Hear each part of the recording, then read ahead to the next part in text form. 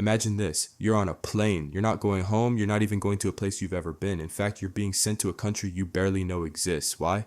Because the governments that control your fate can't agree where you belong.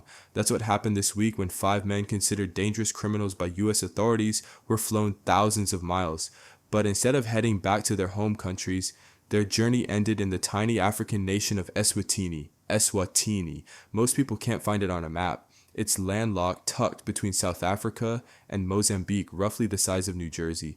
It's Africa's last absolute monarchy, where, while King Mswati III lives in palaces, more than half of his people survive on less than $4 a day, and now Eswatini has a new, unexpected role, holding cell for men the U.S. Department of Homeland Security calls depraved monsters.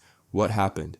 Let's break it down. 5 men, originally from Jamaica, Yemen, Cuba, Laos, and Vietnam, were deported from the United States last week. You'd expect them to go back to their native countries, but that didn't happen. The governments of their home nations simply said, no, we don't want them. For years now, when someone is deported, their country of origin has to agree to receive them, but sometimes, especially in cases of serious criminal convictions, those countries flat out refuse. So what does the deporting country do next? In the US's case, they got creative. Third country deportation. A murky practice enter Eswatini. It agreed quietly to accept these 5 men, even though they have no legal or family ties to the country. This idea offloading deportees to a third country isn't entirely new, but it's always controversial, and it raises some tough legal, ethical, and even practical questions. Is this even legal? Under international law, specifically the 1951 Refugee Convention, no person should be sent refouled to a country where they face danger, persecution, or inhumane treatment. But here's where things get murky. The provision is designed mainly to protect refugees, people fleeing war or persecution. And when it comes to convicted criminals or rejected migrants, the rules are less clear. There's no international law explicitly forbidding the transfer of deportees to a third country, provided they won't be tortured or endangered, but the lack of clear rules means it's a gray zone and a potential minefield for abuse. Who else has tried this? Other countries have already tested the waters and faced fierce backlash. Take the United Kingdom. In 2022, the UK tried sending asylum seekers to Rwanda. The plan set off international protests. British courts eventually stopped it, declaring Rwanda unsafe and warning of possible torture or mistreatment. Australia started even earlier in 2001 using offshore detention centers in places like Nauru and Papua New Guinea to hold asylum seekers intercepted at sea.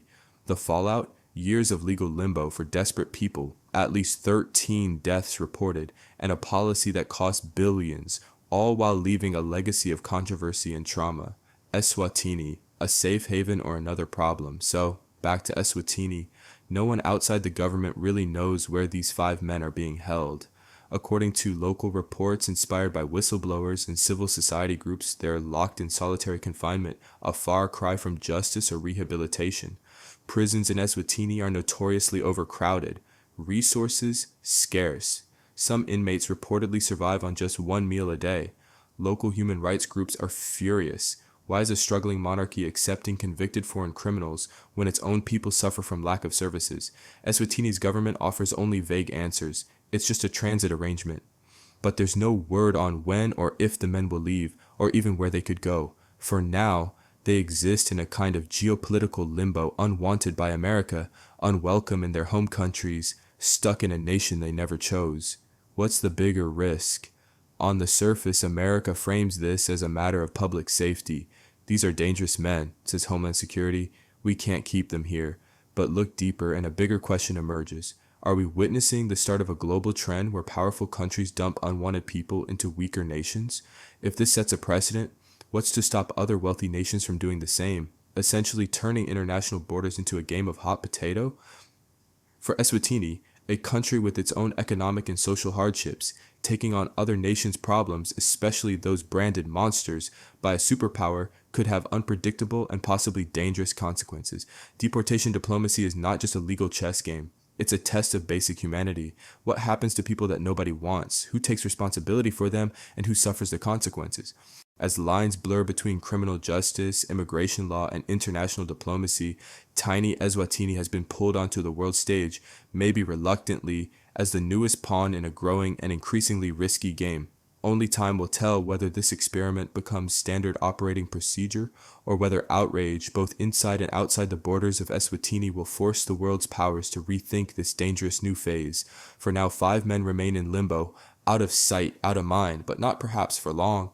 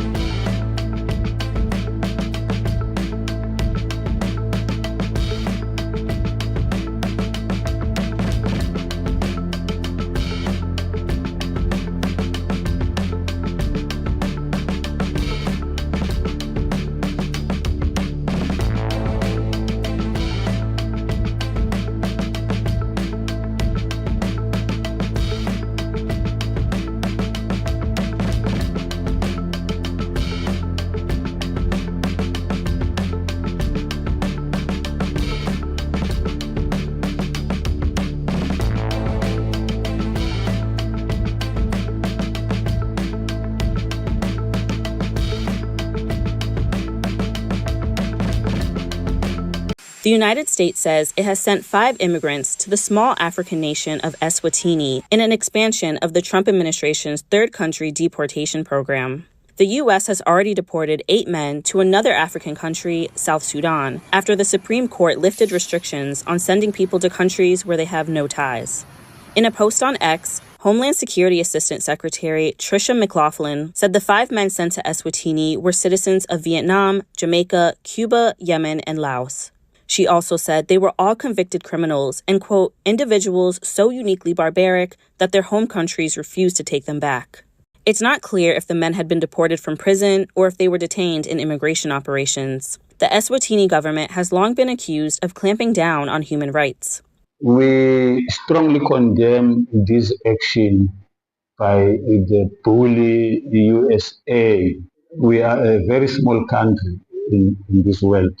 We do not have enough funds to possibly finance this adventure unless there has been exchange of money, which we strongly condemn. Firstly, the government has to come open of why has it reached this decision. It must correct this decision because it is clear that the people are not in agreement. They do not agree to what the government has done. There was no immediate comment from Eswatini authorities over any deal to accept third country deportees or what would happen to the men in their country.